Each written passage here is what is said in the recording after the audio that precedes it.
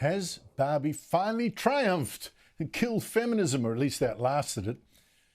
The movie Barbie now, starring Australian Margot Robbie, is based on the incredibly popular and pneumatic Barbie doll and opens today. Cinemas are already reporting a massive rush on tickets here, and it's tipped, of course, for a huge opening in the US as well.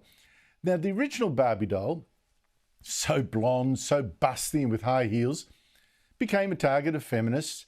But it seems that Barbie's now won.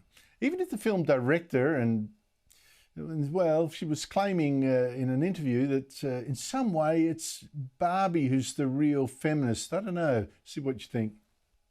But I think it's feminist in a way that includes everyone.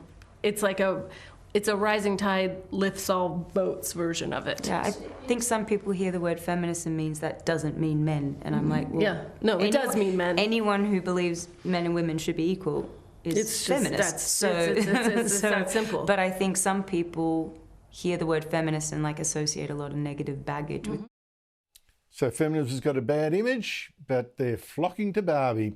Join me as the panel, Sky News presenter James McPherson of The Late Debate here on Sky at 10 p.m. and commentator Evelyn Rae. Evelyn, the Barbie doll has been around for 63 years. I don't know.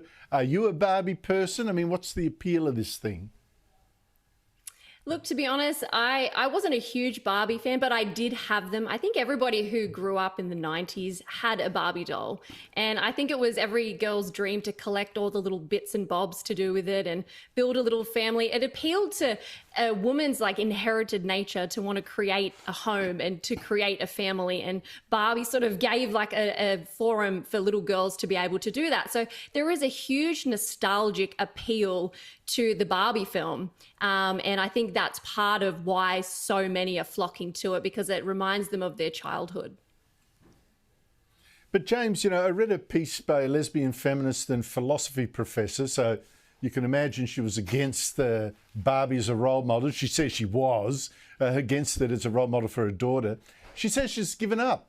She says she's going to the movie with the daughter. She says Barbie was actually the victim of femphobia, the dislike of or hostility toward people or qualities that are stereotypically feminine. Has femphobia been a thing, and has Barbie come out fighting, is she the revenge against the feminists? Well, Andrew, I've got to tell you that I heard a whisper during the day that we'd be discussing this tonight, and such is my commitment to this segment on your show. I took myself to the cinemas today to see Barbie. Now, I'll never admit that publicly. That's just between the three of us. But, on your own? On my own, yes. I was there with... Wow! That would have looked odd. I got to admit, I actually kind of enjoyed the movie, to be honest. I laughed out loud several times. But the movie seems to play both sides of the fence. Barbie begins the movie as a hero of feminism because she's taught girls you can do anything you want and be anyone you want.